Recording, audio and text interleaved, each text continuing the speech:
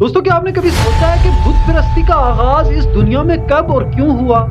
अगर नहीं तो चलिए जानते हैं। दोस्तों इस्लाम के ज़हूर से पहले मुशरिकीन ने अल्लाह रब्बुल इज़्ज़त के घर यानी कि खाना काबा को बुत परस्ती का घर बना रखा था और मुशरिकीन खाना काबा में जाकर बुतों की इबादत करते और उनका तवाफ करते और मुशरिकीन बुतों को खुदा के हाथ सिफारिशी तस्वर करते थे।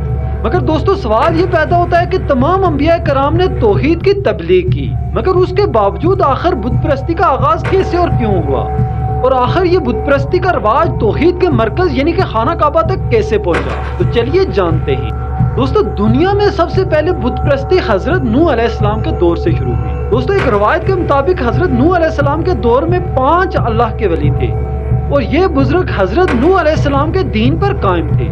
और जब इन औलिया कराम का इंतकाल हुआ तो उस कबीले में रहने वाले लोग रंज में पड़ गए। दोस्तों एक मर्तबा वही कबीले के लोग इसी तरह के रंज और परेशानी में थे कि शैतान एक बुजुर्ग की शक्ल में उनके सामने आया और आकर उनसे कहने लगा कि तुम्हारे रंज की दुआ मेरे पास है।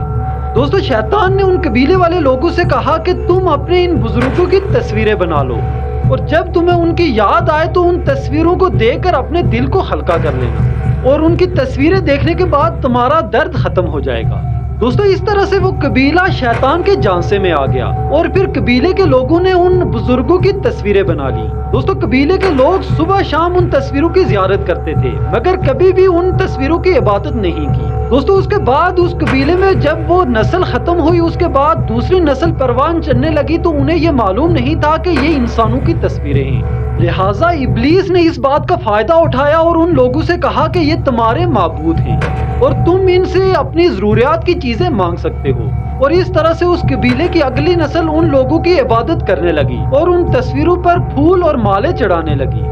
और आहिस्ता आहिस्ता करके जब वो तस्वीरें पुरानी होने लगी तो शैतान ने उन लोगों से कहा कि तुम अब इनके बुत बना लो और उनकी इबादत शुरू कर दो, ये तुम्हारी सिफारिश अल्लाह से करेंगे।